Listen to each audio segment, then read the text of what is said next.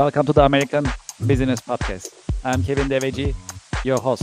I'm welcoming you episode 109 in the American Business Podcast.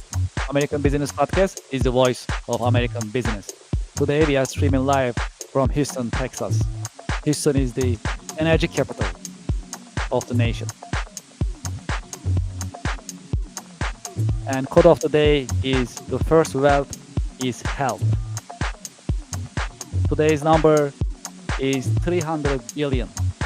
The US digital market is exceeding $300 billion in ad spend in 2024.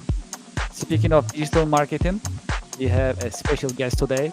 I'm going to invite our guest to our virtual stage, and I'm gonna get the conversation started together with you. Hello, Gilad. Welcome to the podcast. Hello, fun to be here. Thank you very much. Happy Friday. Happy Friday. Thank you very much. How is your week going so far? Wow, very, very busy. Q4 is always very, very intense. But really happy to have the weekend almost and excited for the weekend. Absolutely, yes. December is a special month, really. We are closing the books for the fiscal year, end of the year, and we are getting ready for the new year, budgeting and preparations for the new year 2026. So it's a pretty happening month. On top of it, there are holidays that we need to celebrate and enjoy. So no wonder it's a busy month for all of us. I'm glad you are with us today. Thank you so much for being with us in your busy schedule. Very nice meeting you in the podcast. And as a start, would you please introduce yourself and your organization to our audience and to our listeners, please? Of course. So my name is Gilad. I'm the CEO and founder of Moburst. Moburst has been around in the last, let's say, 12 years. We are kind of a full digital agency for everything related with growth, helping with the creative, media buying, organic, strategic work, all the way to the development of websites, apps, and everything you need on the digital side. Started 12 years ago and basically helped more than 1,000 brands in those 12 years. Some of them are the largest that you can think of in the industry. Google Maps, YouTube, Chrome, Search, Gmail, Uber, Samsung, those type of beasts, and a lot of startups and early stage companies where they needed to kind of grow from seed round to round A to round B to round C, all the way to an IPO. So we've seen a lot of things that are working and a lot of things that are failing, and how to pivot and change and kind of get you to product market fit, and helping from like all of the different sizes that you can think of, different businesses. Very, very interesting journey for sure. Absolutely. That's the beauty of American business. And that is why we created this podcast, American Business Podcast, to learn from experts, professionals, leaders like yourself, and share these professional wisdom. I truly appreciate this conversation. Glad, would you please tell us about your career journey? How did you get started? How your career journey has unfolded over the years? Of course. So I started as at the end of the day, I grew up in Israel. So I grew up in a very different kind of location. I relocated to the US only in 2015. And basically the business started in 2013. Now, when we kind of built the foundation of the business, it was after many, many years of really understanding how to do digital and how to do mobile marketing really well. So my actual career actually started like in Israel when I joined the army, and basically after the army, I stayed for another 2 years. Like you have to be serving there for 3 years, and then I needed to stay another 2 years because I was like going in a different type of a route that made me to commit for a few more years.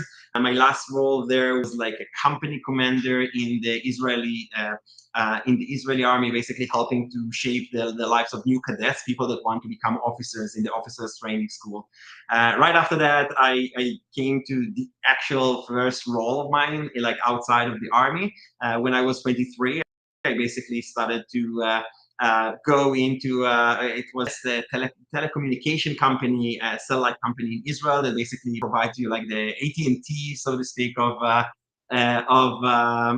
the US. And basically where I was there, I started in social media management and started like from very, very different types of very small roles of marketing. From there, I progressed into becoming like a head of social media and kind of more digital media in another organization. From there, I grew into VP media in an agency. From there, I became a CEO and a partner in an ad network, and then I was a CMO of a startup. So I kind of roll into this type of in lots of different types of roles on the marketing side. At the same time, I started to lecture in Tel Aviv University for mobile marketing and digital marketing and some things related to affiliate marketing and things of that nature. I was a mentor in Microsoft Accelerator for helping them, a lot of companies that raise capital from them, how to maximize their value and how to actually getting them a better experience. So I had a lot of different kind of experiences before opening Moverse as kind of the, we started as a mobile marketing agency and kind of grew later on into a full digital spectrum, but that was kind of our first niche where we started. And I brought like with me around 8 years of experience into opening my own thing, like instead of just serving others and basically being from a manager to head of to director to VP and then to a CEO, but not in my own company, basically opening my own business later on. So that was kind of what got me into this type of a realm and saying, hey, you know what? I've done enough for others and I want to open my own business. When you think about your day-to-day work experience, what are the exciting and challenging parts of your work on daily basis?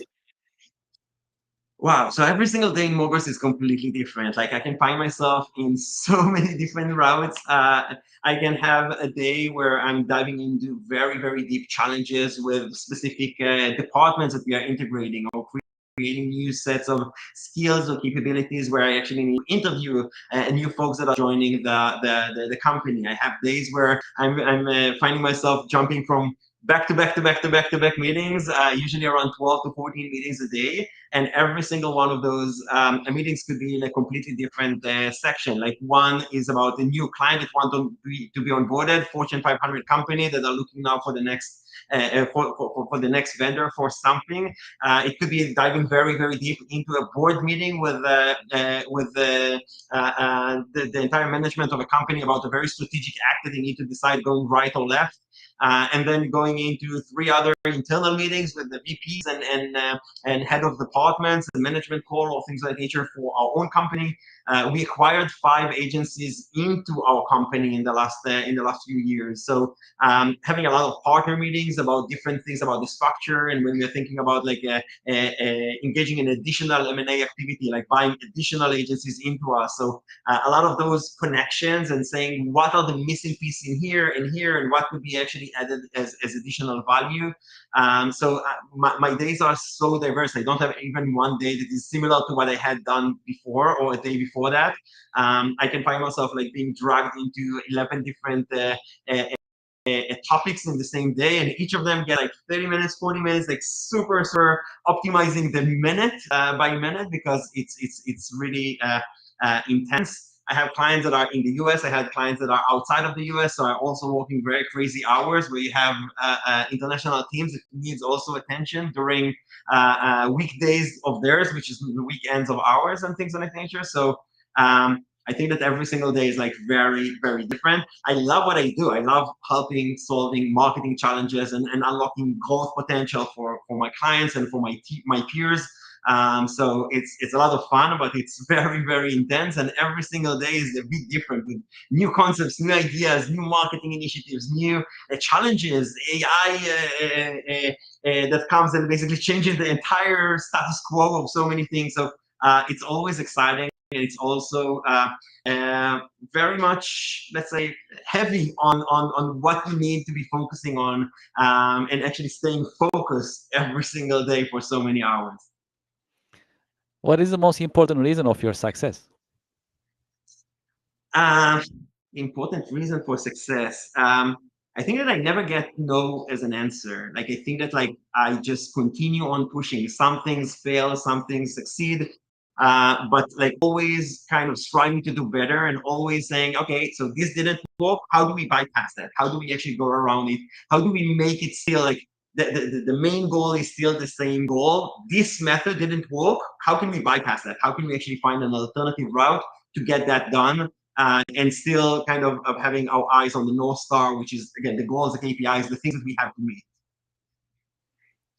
You're in digital marketing industry. How do you see the state of industry nowadays? What are the challenges and opportunities that you see in digital marketing industry in US?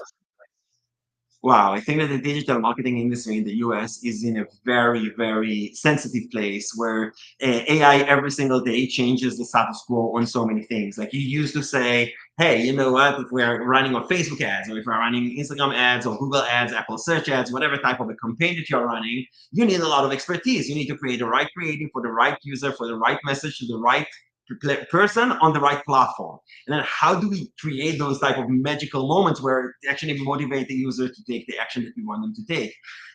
But right now, with the verge of AI, AI can create you ads, AI can create you copy, AI can actually optimize the campaign, AI can find you the right audiences and the right placements. So what is the even the main kind of role of an agency? What is the role of a marketeer? If you can ask ChatGPT or Gemini or Perplexity or Claude the questions that before that you needed that level of expertise, but now you have a PhD level in the marketing side of every single one of those things. What is still the main value of a marketeer? What is the main value of an agency? So I think that this industry is changing extremely rapidly, and I think that, like, you need to be able to find a lot of automations and a lot of things that will drag all of the time sucking things that someone just need to do, all of the reporting, all of the things that are taking you a lot of time but not necessarily bring the value. You need to do them because without them you won't be able to complete your job. But finding the things that you can actually bring that are bringing much more value. And I think that, like, when you're thinking about the digital marketing in general, Mark Zuckerberg saying, hey, you know what, next year you're just connecting your bank account to Facebook, and Facebook will create you the ads, find you the audience, and will get you the action that you want. So if basically those platforms saying, hey, we don't need marketeers anymore, you don't need agencies anymore, just connect this with that, and we'll do the rest. There are a lot of different shifts about what is that value, how to actually still build a brand, how to still build a memorable experience for the consumer, how to actually make something that will actually make an impact over time and not just performance side and things of that nature. So I feel like the storytelling part and the part of actually making a very memorable impact on the consumer is something that's going to be very, very important with AI, without AI. But I think that AI changes the entire processes, the entire protocols, the entire even approach of how we are approaching an ad, like creating a creative. It used to be something that, okay, now we need to do a video production and hire 20 folks and getting a few different locations. Now you can prompt the same type of an ad, and you don't need to pay that heavy premium and still be able to get a fantastic asset. So I think that on each and every side of the digital marketing space, the entire industry is changing and reshaping what is the value of a specific asset, how much you want to pay or you're willing to pay for that, and also what will be the outcome out of that specific action. So the entire industry is being in a very, very interesting place. And definitely a very exciting time to be a marketeer, but it changes. Like, what you've done in 2024, if you're doing it in 2025, you're probably doing it wrong, because the pace of change is so rapid in this industry that I feel like every single day you learn new things, and every single day you have new features, new sets of capabilities, new sets of options in front of you. So it's very exciting and very kind of different than before, if you will. Speaking of AI, will AI ever replace digital marketing agencies in the future? What do you think?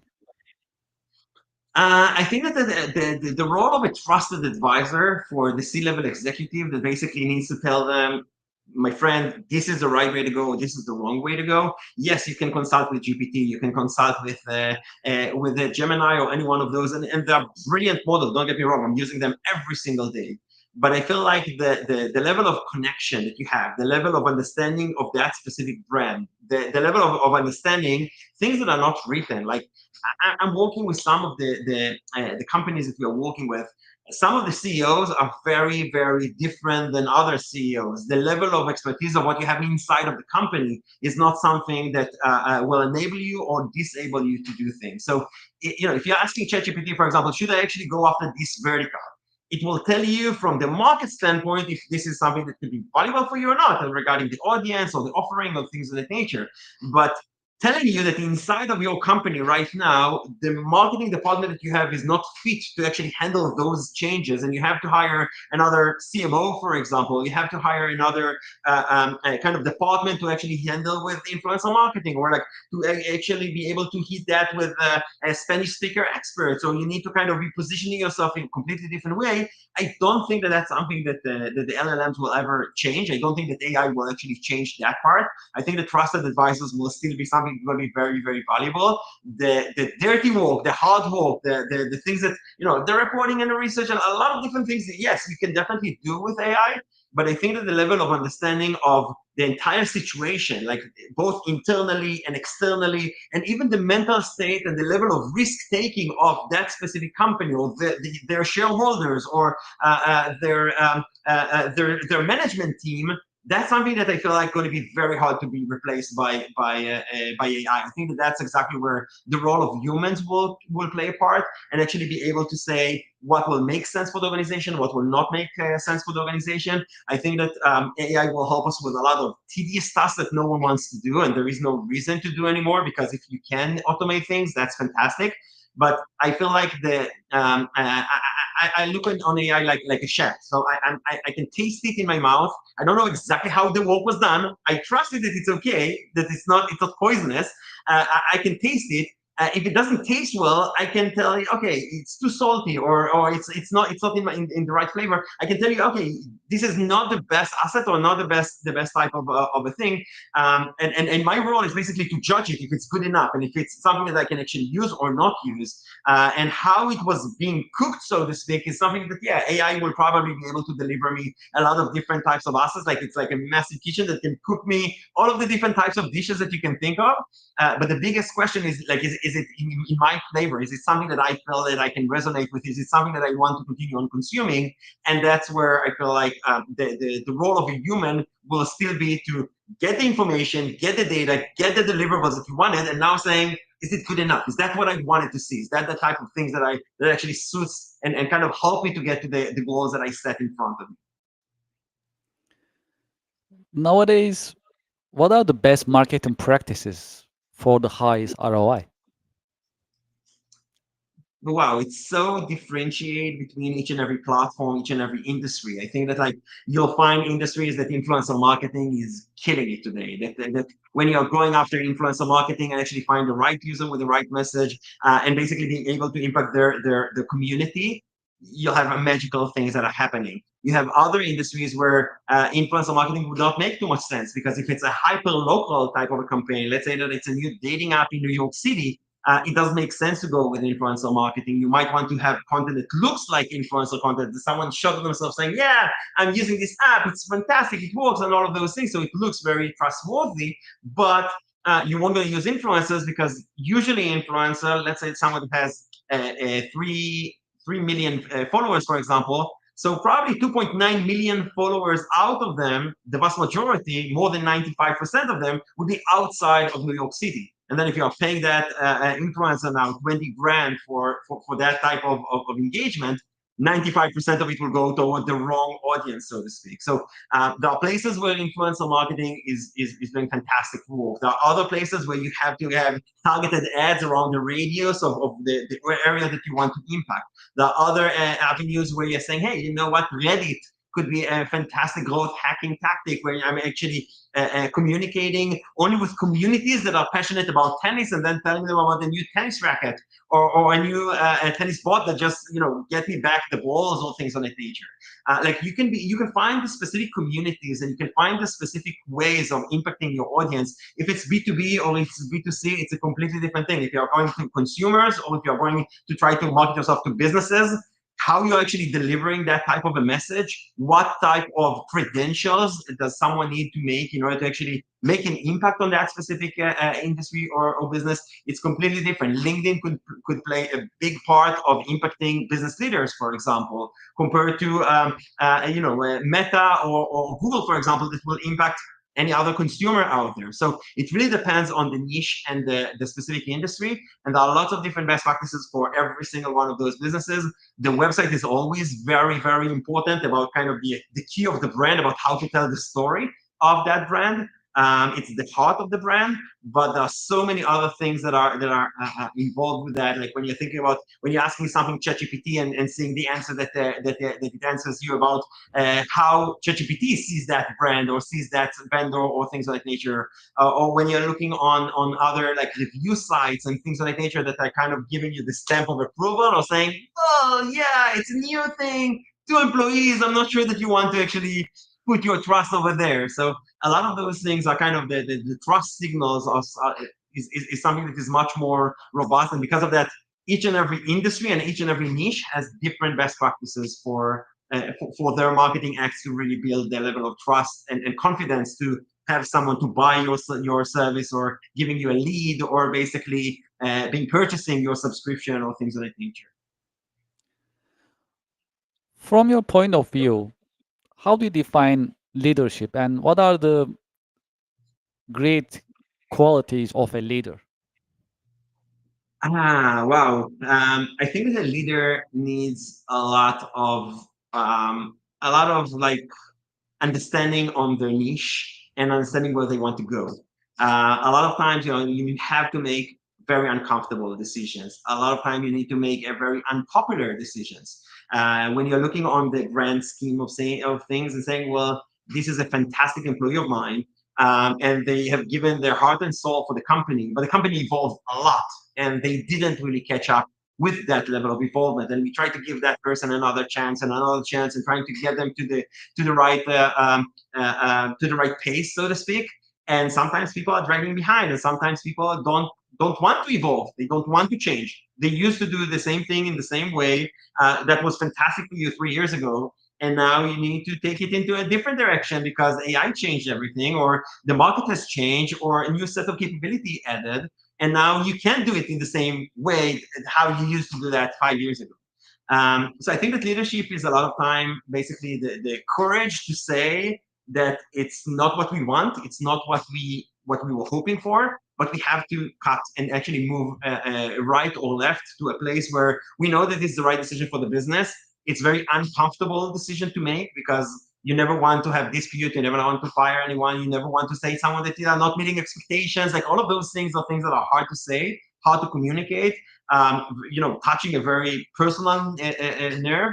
But I think that it's the courage of navigating to the right direction, to get to the KPI, to the main goal of what the organization tries to get to, and basically unblocking all of the things that are blocking you in the way. And it could be around process, it could be about talent, it could be about budgets, it could be like taking a big risk. And now, hey, we are buying this additional unit in, and yes, it gets us way out of our comfort zone, but I know that 1 + 1 = so much more than 2. We have to actually bring those two pieces together and connect them, and magical things will happen. And being courage enough to say, this is the decision that I make, whether my management, my partners, my VPs thinks that this is the right decision or not. If I truly believe that this is the right decision, that's the thing that I need to go after, and chasing that and getting it all the way. And I think that that's part of leadership, and basically being able to make decisions that are not necessarily the most popular or not necessarily the most the easiest decisions. Usually it takes you out of your comfort zone. Have you had any role models, any mentors in your career journey? Yeah, for sure. So we started as a very very young company. We had like 6 folks back in the day, and we had 3 opportunities of actually raising capital, and it kind of helped us to scale up our efforts and our capabilities and our size.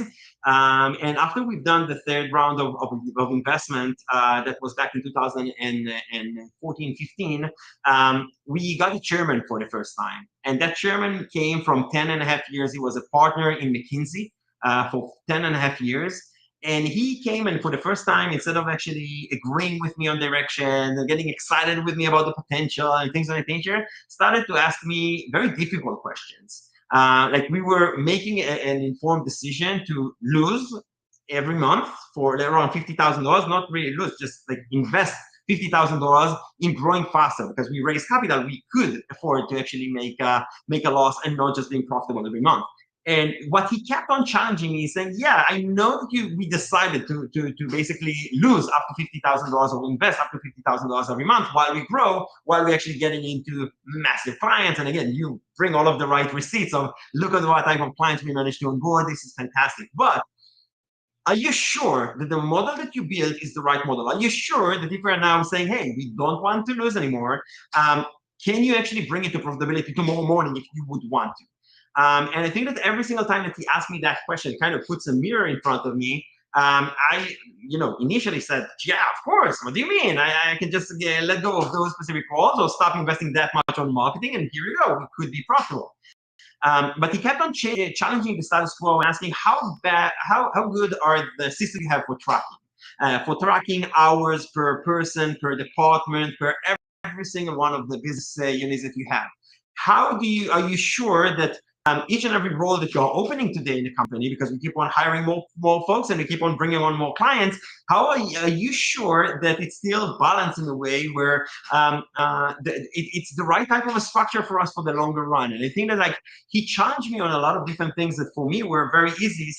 Someone from the client team said, "Hey, we're working so hard, 200 hours, 250 hours per month. We have to bring another person to alleviate the stress." We said, "Yeah, of course. Let's open them another role and help them to make." No one wants to have the entire team sweating so much and things of that nature. But he kept on challenging me on how are we building a model that will be something that will be scalable while we grow, while the partners are changing, while the systems are not necessarily in place, while the systems are changing, while we are opening new teams, new sets of capabilities, new departments. So I think that he taught me a lot about making sure that we are not just running fast and breaking things and saying, "Yeah, that makes sense and that makes sense," and then you find yourself, "Hey, wait a minute, I have here 9 people that now I need to see what I'm doing because one client actually moved right or left." But actually building that in a much more sustainable way where I have a lot of different monitors throughout the organization to make sure that I'm going in the right direction. Is there a book, a movie, a show that help you shape your career perspective over the years?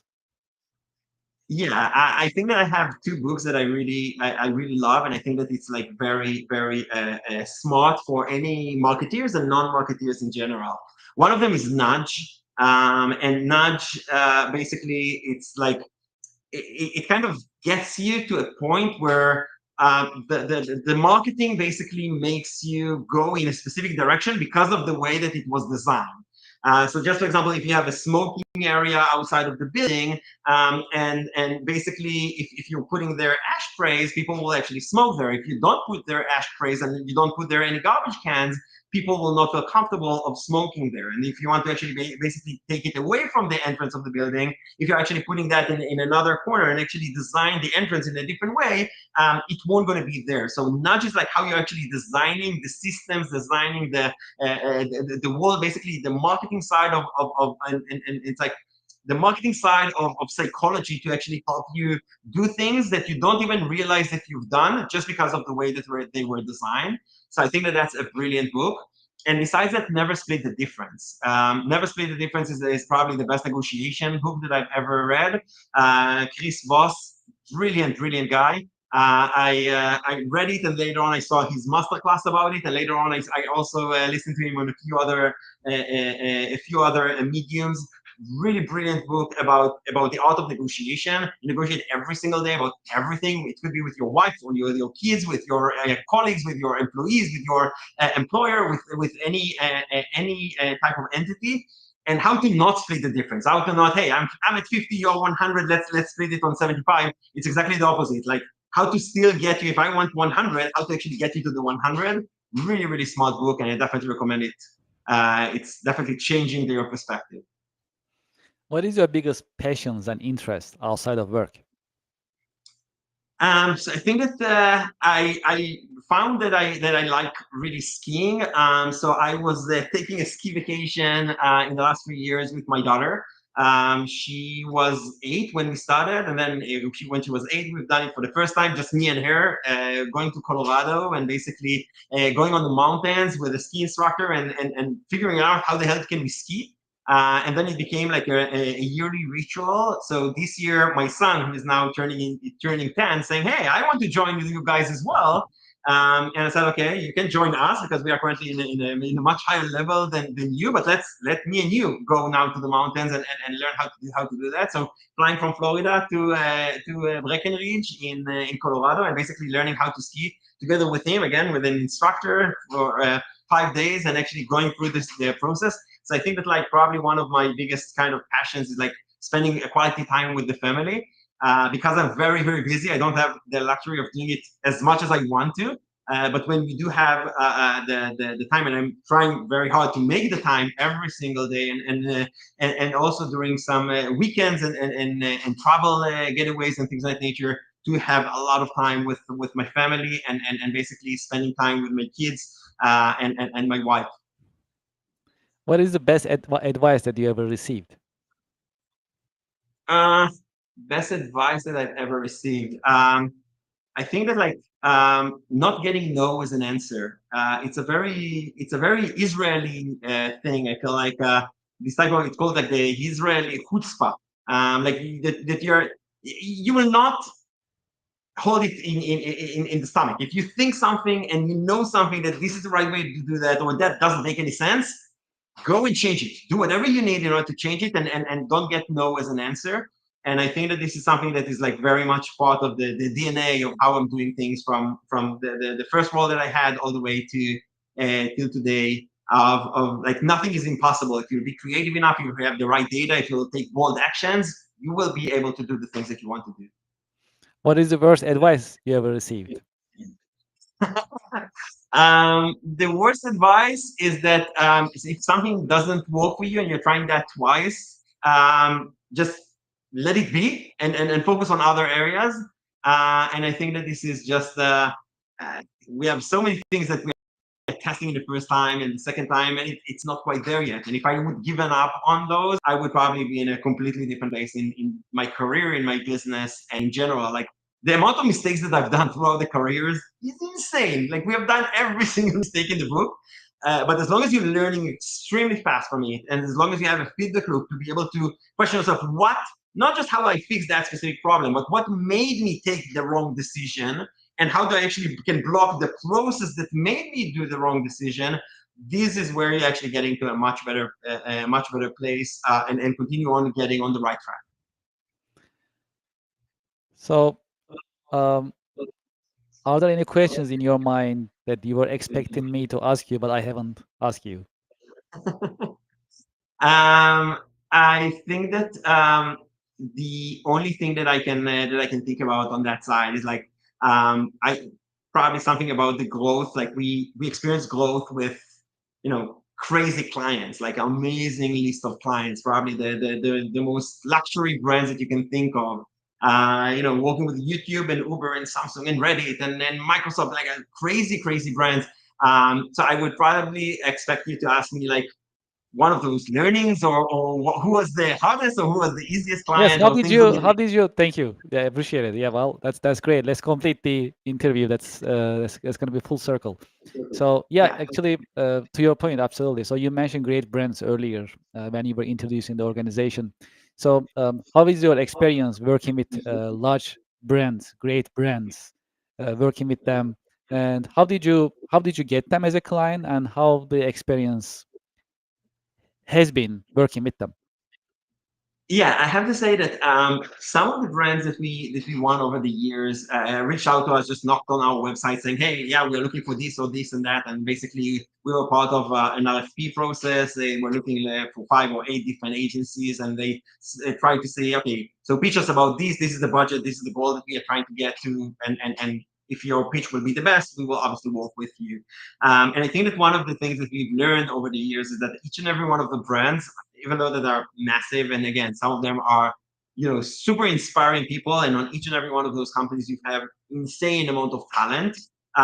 The bureaucracy of each and every organization is so much different. I had a Fortune 10 company that signed us a new deal of basically wanting them to launch a new process within a matter of 3 days. I have another Fortune 500 companies that took 9 months from the time that their president said, let's do that, it's really important for us, till the procurement managed to onboard us as a new vendor for their system. So you see so much difference between the different companies about how they act, how they are, basically how innovative they are, how much restrictive they are on different things. You still have companies that are saying, okay, but in the service agreement, commit to us that you're not using any AI. I'm saying like, okay, I may not use AI if you don't want it to be used, but why? If it can save us time, it can save you cost, it can get you so much more things. No, we can't have our data to be trained by AI. So okay, no problem. Again, we can have that in an isolated place where the AI will not learn anything from that, and we have a way to kind of put it in a black box, and not even saying who's the company and how all of those things are connecting together. And the level of fear that you see on some of those companies, and on the other side, the level of innovation that you see on others it's crazy. And each and every one of those beasts, even though that they have, some of them have hundreds of thousands of employees, and some of them have tens of thousands of employees, the level of bureaucracy and the level of political aspects that they need to go through, and red tape that they need, to actually do something new, or things like nature, is insane. And I think that like you have very smart people within those organizations that help to navigate through the right path. But I think that the organizational structure a lot of times prohibit them to be as innovative as they want and as fast moving as they want. And I also only had like two Fortune 500 companies that were moving with us with a crazy pace, and the rest were so slow and took so much more time than what they wanted. They wanted to launch something in February, and they only managed to launch it in April because of their internal bottlenecks and their internal challenges and things of that nature. So again, very interesting, but it's like one company doesn't say anything about the other company that could be like a sister company. Very interesting. Very interesting. Well, what is your career advice for the next generation business professionals? So I think that like when you think about career advice, I would say get your hands dirty as fast as you can. I think like if you can go into a business and start from the most junior role possible, instead of now burning 4 years in this university and then another 3 years on that university to get a kind of a BA and then an MBA, and continue on advancing your career through the educational path. I think that the current educational path in most of the countries in the world, in most of the universities in the world, is not where it should be. And I think that it doesn't set you up for success. I think that it gives you a lot of tools that you may use, but I think that if you are working now for 4 years or 7 years in your professional career and the things that you want to get into, and you'll have a real work experience from talented people that are working aside you, the amount of learning that you'll be able to have, and the amount of tools that you'll be able to achieve, and the experience that you'll have, going to be so much more valuable than if you're someone that just finished 7 years of a first degree and a second degree, and then coming to apply now and have no experience whatsoever, compared to someone that brings with them no degree, but 7 years of experience, hands-on experience on the latest tools, on the latest capabilities, on the latest type of trends, and really know the ins and outs of the industry. I think that way too many people are spending a fortune on a high education, and that high education basically is not really bringing you the same type of a value, because what they're training you now in BA or MBA, and what AI will allow you to do in a matter of 3 months, they will teach you about what was right 5 years ago. What was right a year ago is not being written just yet by those universities, and it's already irrelevant for the workforce of tomorrow. So I think that there is a massive gap, and AI is only increasing it by so much. that I don't think that today, like going after the academy right now, unfortunately, I'm saying it with a situation where I hope that it will be changed. But right now, I don't think that this is a good investment when you're thinking about the career path. I think like as getting your hands dirty as fast as you can, test all of the different tools, test all of the different platforms themselves, use AI and try to break it and try to remake it and try to go around it. You'll be able to progress in your career and in your in things that you basically want to achieve in a very, very different pace compared to going on the route of going to the higher education side.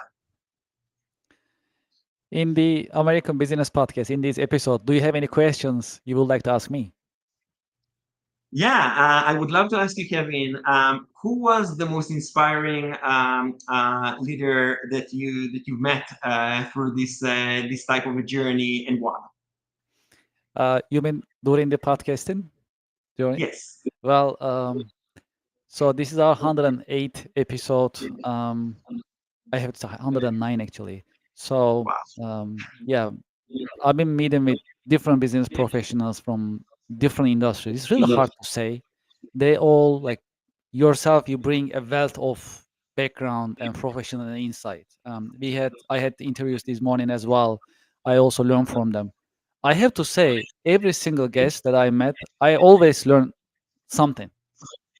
So I can say just one, but I have to say every single episode that I'm streaming, I'm also learning from you firsthand, and that's a fascinating experience, I have to say. And that is what makes the podcast a great venue for learning and continuous improvement as a professional. So I truly appreciate these opportunity, sincerely. So for those who like to continue this conversation, who like to learn more about your organization and who like to be in touch with you, what is the best way for our audience to be in touch with you to learn more about your organization and activities? Of course. So you can look us up online, Moburst. It's moburst.com. Or if you want to reach out to me personally, my name is Gilad Bashar on LinkedIn. I have there a pretty large presence, and basically I'm always happy to connect with new leaders, with new CEOs, with new business leaders that need to make decisions about different things about the marketing or growth or challenges that they are experiencing. And if we can help in any way, we would love to do that.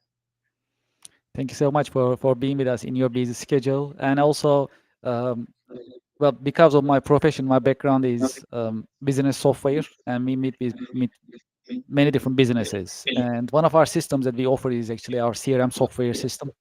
So because of this, we meet with many different companies, and they are looking for marketing services sometimes as well. So I'll follow up with you. Maybe we can connect, and that may be a good opportunity to discuss further. So I'll send you an email separately. And I'd like to thank you for your time. Truly, I know you are very busy, and time is very important for you. And in your busy schedule, you actually spend time with us and share your professional wisdom and your professional insights. Thank you so much. Of course. Thank you so much for having me. Of course, pleasure is all mine, and I wish you a great weekend. You too. Have a good one. Thank you. Well, to our audience and to our listeners, I hope you enjoyed today's episode. It was actually very insightful, and I'm sure you learned something new. I definitely did. And that is the beauty of the American Business Podcast. We design it in a way that it's informative, it is educational, and there is no better way than learning from other business professionals who's been there, who experience it, who actually know how business runs, and we learn from them, from their professional background, from their professional experience. That's a great opportunity for all of us, and I'm glad that you are supporting us in the American Business Podcast, and it means a lot to us. In this sense, if you like to be in the American Business Podcast, if you like to be a guest, you can send us an email, americanbusinesspodcast@gmail.com. We welcome it. We love to hear from you. We are very responsive to our emails. Also, if you like to share your insights, your feedback, who would you like to see in the American Business Podcast? What other guests would you like us to invite to the American Business Podcast? Please send us an email. Let us know how we are doing and who you would like to see in the American Business Podcast. And we'll do our best to invite those guests and keep the American Business Podcast growing and going further. We also welcome advertisers and sponsors to American Business Podcast. You can also send us an email if you are interested in advertising and sponsoring the American Business Podcast, the voice of American business. Please send us an email, americanbusinesspodcast@gmail.com. I also like to invite you to our website, americanpodcast.tv, americanpodcast.us. That is our official website. We keep it updated weekly basis. You can see our coming schedule, coming guests, and subjects we will cover in the American Business Podcast. As you know, the American Business Podcast is a YouTube Silver Award winning business podcast. Right now we are in top 1% in YouTube business category as a podcast. Thank you for your support. Because of your support, we come here and we have a great pipeline moving into the next year. We're going to have more guests, great guests with a lot of professional insights and professional wisdom, and we'll keep this learning journey going together. If you haven't done so, please go to our YouTube channel and subscribe. It is very important to us. It really helps us. This is the QR code that you can scan, and it will take you to our YouTube page. Right away, you can subscribe and you can join us. And if you are feeling more generous, you can also leave your comments in the chat box and tell us how we are doing, and let us know what you think about the subjects that we talk about: AI, professional growth, leadership. Tell us about your view and leave your comment in the chat box. Really appreciate it. Great. What else is happening? As you know, every month we organize online business networking event. We call this Connection America Business Alliance online networking event, CABA in short, CABA, streamed and powered by the American Business Podcast. This month's online business networking event is scheduled for December 19, starting at 9:30 a.m. Eastern Time Zone. What is cool about and what is unique about this online business networking event is that you'll be networking and you'll be podcasting at the same time. What does that mean? Well, it means you'll be able to network with other business professionals online. At the same time, you'll be here streaming live on the American Business Podcast in front of thousands of the American Business Podcast followers and supporters. That's what is unique about it. So it's a great experience. I hope you can join us. We have limited seating because of the specialty and exclusivity of this event. If you scan this QR code on the screen, it will take you to our registration page. You can sign up, and I hope you can join us. That is for December 19 at 9:30 a.m. in Eastern Time Zone. And that is our last online networking event for this year. And more is going to be coming in 2026. And before you end the year, 2025, if you like to introduce yourself, your products, your services, your company, this online networking event is a great opportunity. And I'll be the moderator of this event, and I hope you join us. Anywhere apps. If you are in business, you need business software. That is why Anywhere apps have been created. Anywhere apps actually is a software product portfolio, a family of software products designed for small and mid-sized companies, consist of CRM systems, workflow engines, as well as contract management and document management software products. And these systems run standalone. They are also ready to integrate to your accounting system as well as your ERP software system. Easy to use modern systems for those who are thinking about digitizing and automating business processes at your organization. Consider Anywhere apps. I have the QR code on the screen. You can scan the QR code. It'll take you to their website. You can learn more about Anywhere apps and what type of business software products Anywhere apps actually offering. And if you're interested, make sure to contact them and make sure that you tell them that you heard about them in the American Business Podcast. If you are in healthcare, defense industry, aerospace, and other highly regulated industries, when it is time for you to recycle your electronics, you need a secure and safe environment and specialized company for recycling. That is why Publish USA Sustainability Solutions has been created many years ago. They are specialized in recycling electronics, hard drives, laptops, and other electronics. And once they do recycle it, erase all your data in a safe and secure facility of theirs. They also document it, and they create also certificates and reports for this destruction and recycling of your electronics. I actually have been there. They have a secure work environment, a facility, and they document everything. And more importantly, they are great people to work with. You love working with Publish USA team. And if you are in need of data destruction and recycling your electronics in a safe and secure facility, consider Publish USA. I have their QR code on the screen. You can scan the QR code. It'll take you to their website.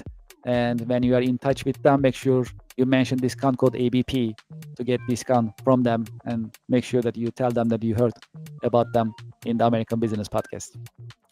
If you like to build teams, team bonding, consider Spot Corp events. They are specialized in creating events to build teams and team bonding. That is their specialty and expertise.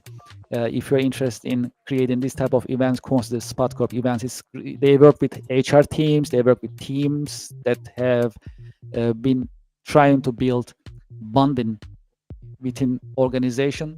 And also Spot Corp events team, also I know them very well. That's also a great team. You love working with them. Very creative team.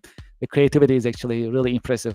If you ask me, their CEO actually was our guest in one of the American Business Podcast episodes. I actually had a great conversation before. So consider Spot Corp events for team building events. I have their QR code on the screen. When you scan the QR code, it'll take you to their website, and you can get in touch with them and start the conversation. If you are interested in learning Microsoft Excel and other Microsoft Business software systems, consider Ms. Excel. They have a fun and engaging way of teaching business software systems. I have the QR code on the screen. When you scan the QR code, it'll take you to their website. You can see their course catalog. You can pick the courses that you like based on your interest and need. And before you check out, make sure to use the discount code coming from the American Business Podcast for 25% discount. It is ABP 2025, ABP 2025, that you can use this discount code when you are checking out. But as you know, in the American Business Podcast, we promote books, business books, as well as conferences. One of the conferences that we promote is Live to Lead conference. It is scheduled for January 23rd, 2026. It is coming up, and it is designed for leadership building. If you are interested in building your leadership skills and capabilities, consider going Live to Lead conference. And Joseph Beauchamp and Beauchamp team will be leading this conference. Joseph Beauchamp is a leadership guru. I also had the pleasure of having one of his presentations, and he talked about leadership in the age of AI. It was fascinating and very insightful. A great leadership group, that is for sure. I am also planning to be in this event, and if you're interested in, make sure to scan the QR code. It'll take you to their website, and there is a registration page right there that you can register and join Live to Lead conference in January. Great. That's it for today. Thank you so much for listening. Thank you for watching the American Business Podcast. American Business Podcast is the voice of American business. Thank you very much, and have a great weekend. Thank you.